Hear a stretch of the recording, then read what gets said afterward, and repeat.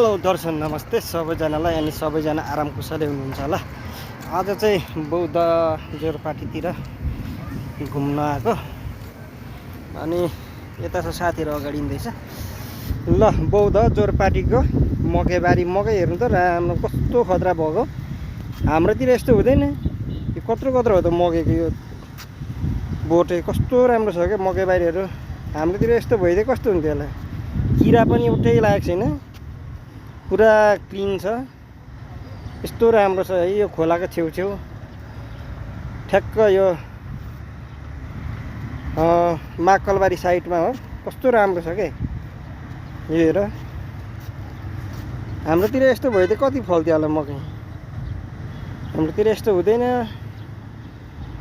दामी छ मकैबारी। ल है हेर्नु है कस्तो छ, तपाईँहरू पनि एकदम राम्रो छ, परैसम्म रहेछ।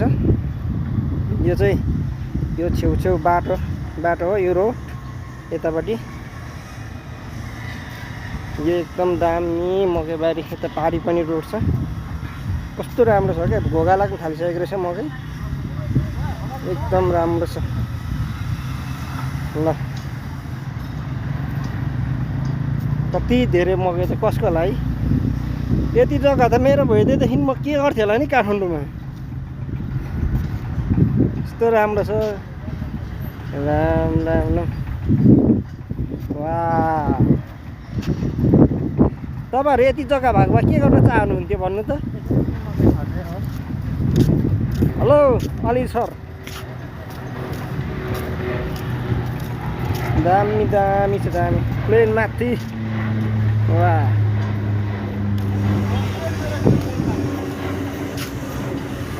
कोहीलाई उड्ने हो यस्तो प्लेनमा। यो त कस्तो दामी छ, कत्रो कत्रो के बोटै दामी छ, दामी। है साथीहरू हेर्नु है, दामी छ, दामी। हामी त यो छेउछेउ पुरा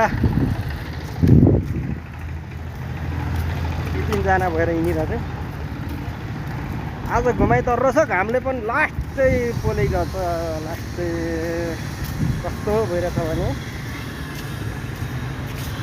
यस्तै छ, घुमाइ घाममा घामले पोल्याएको छ। हो ठिक, मकैबारी भनेको यस्तो हुनुपर्छ, यस्तो वार पारै रहेछ है। राम राम राम। पुरा यो बाढी आयो भने चाहिँ सबै लान्छ होला।